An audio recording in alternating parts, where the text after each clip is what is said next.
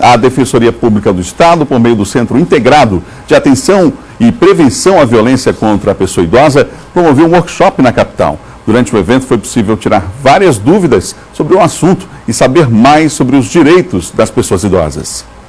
Como alimentar um idoso? Qual a melhor forma de levantá-los da cama? O que fazer para evitar acidentes? E quais os direitos dos idosos? Esses foram só alguns dos ensinamentos do primeiro dia do workshop, realizado pela Defensoria Pública do Estado, sob a coordenação do Centro Integrado de Atenção e Prevenção à Violência contra a Pessoa Idosa. Nós teremos 3 meses discutindo questões do envelhecimento, as possibilidades desse envelhecimento saudável, preparando tanto para o mercado de trabalho o cuidador, quanto para o cuidado dentro da própria família. Benilce faz estágio em uma casa de apoio aos idosos. Veio aprender um pouco mais sobre essa difícil, mas prazerosa tarefa que é cuidar de idosos. Estamos se capacitando na área de técnica lazer, estagiando na área numa casa onde tratamos de idosos, cuidamos e temos maior cuidado por essa faixa etária, porque é a melhor idade,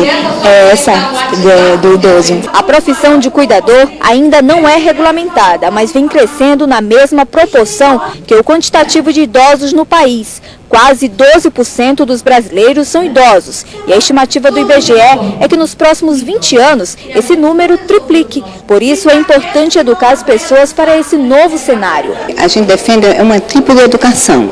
Não é um curso, pode ser em formato, também pode se fazer como em cursos, você dá essa preparação, fazer esse curso, mas é uma educação, é um tipo de educação. O evento marca o início do curso de cuidador de idosos. As aulas vão até o dia 24 de julho, direcionadas à qualificação de uma turma de 70 alunos.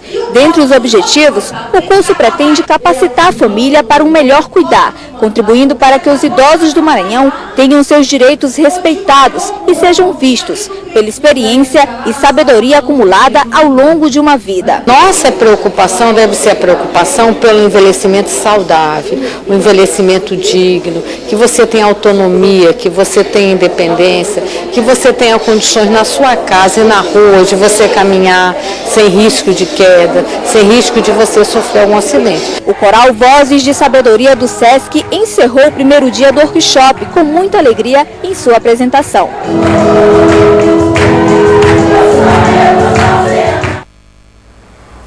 Muito bom, não é? Como disse a reportagem da Cintia, como a Cintia afirmou na reportagem, o workshop foi a abertura de um curso que acontece, portanto, que é realizado aqui na capital. No estúdio eu converso mais sobre o assunto. Estou recebendo aqui o Defensor Público Geral do Estado, Werther de Moraes Lima Júnior.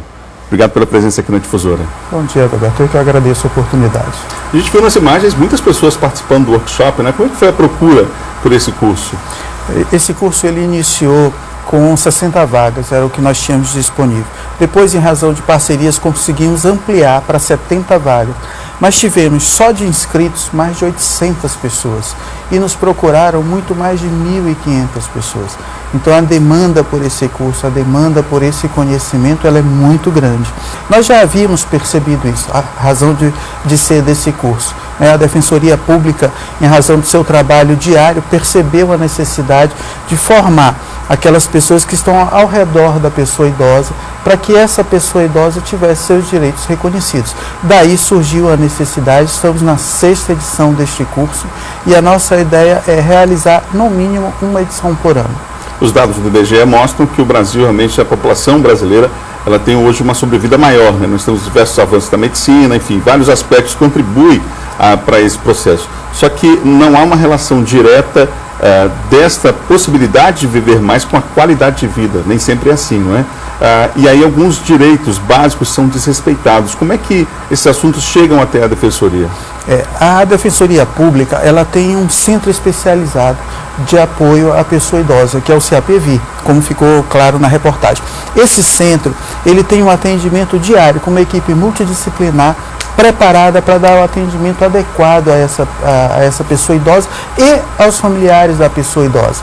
Então esse centro, ele nos oferece, através dos trabalhos de acompanhamento que faz diariamente, essas informações. Também temos 2 defensores públicos especializados na questão do idoso e sempre que necessário, que não se resolva administrativamente essa questão, os defensores tomam as medidas judiciais cabíveis. Essas pessoas chegam pelo conhecimento, por oportunidades como essa que o Bom Dia Maranhão está nos dando de divulgar essa nossa atuação para que todos tenham conhecimento, principalmente a pessoa idosa. Os casos registrados de violência contra o idoso no ano passado foram mais de 900, né? É um número que chama a atenção. Esse ano o senhor já me informava que até agora, até o mês de abril, final de abril, foram 200 casos. Mais de 200 casos. Mais de 200 casos. Já mais de 200 casos. Isso não nos permite dizer que nós vamos ter um ano com mais ou com menos casos de violência contra a pessoa idosa. Provavelmente nós vamos ficar na média ali de 900 a 1.000 casos de violência. De atendimento, nós teríamos em torno de 5.000 atendimentos ano passado e pretendemos manter esse nível de atendimento. 5, 6.000 pessoas atendidas pela Defensoria Pública nessa questão do idoso. E, se possível, com esse conhecimento, com a divulgação dessa política de formação das pessoas que estão ao redor da pessoa idosa, a gente possa diminuir essa questão da violência. Qual é a tipificação dessa violência contra o idoso? Ela é a mais diversa possível, né? Você pode ter até o cárcere privado, né? Você pode ter apropriação indébita, uma série de crimes podem acontecer com a pessoa idosa. O mais importante é preparar essas pessoas, porque essa violência acontece quase sempre, Adalberto, no próprio seio da família, dentro da casa do idoso. Então fica difícil a sociedade acompanhar isso e denunciar. E às vezes essa violência ela é perpetrada por pessoas da família que sequer sabem que estão cometendo uma violência contra a pessoa idosa. Por isso o nosso curso, para que as pessoas tenham conhecimento de todos os aspectos que envolvem a pessoa idosa, para que essa violência não aconteça. Vamos dar um exemplo prático de violência contra o idoso, que muitas das vezes vira um hábito cultural. A questão de reter, por exemplo, o cartão, né, do idoso, do banco, da aposentadoria, enfim. Às vezes as pessoas pensam que eu estou ajudando a pessoa idosa, mas na verdade existe uma série de prejuízos a partir desse fato, não é? Exatamente, isso é um exemplo muito bom. Esse exemplo ele mostra que às vezes você, olha, eu não quero que o meu idoso vá ao banco. Eu vou tirar o cartão dele, vou ao banco para ele e trago o dinheiro. E de fato pode até trazer. Mas o fato de você tirar o idoso da convivência social, de ter uma tarefa para fazer, é uma forma de violência. Isso vai estar diminuindo a capacidade desse idoso de se integrar à sociedade. E essa integração, essa vivência com as demais pessoas é muito importante à pessoa idosa. Fora isso, há também o fato de que pessoas abusam dessa confiança por parte do idoso. Existem casos registrados dessa natureza? Existem muitos casos registrados dessa natureza. As pessoas aproveitam da boa-fé do idoso, né, Adalberto, para tirar algum proveito do idoso, principalmente na questão econômica. Na questão econômica, na questão financeira.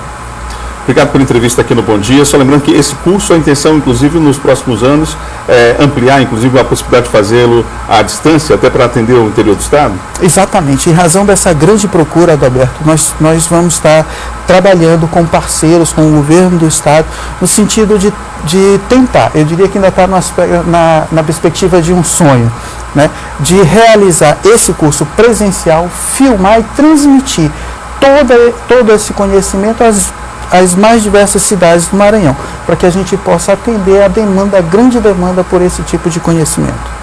Obrigado pela entrevista mais uma vez aqui no Bom Dia. Nós vamos com certeza fazer outras reportagens falando sobre o direito do idoso, um assunto tão importante. Nós que agradecemos a oportunidade, Roberto. Muito obrigado.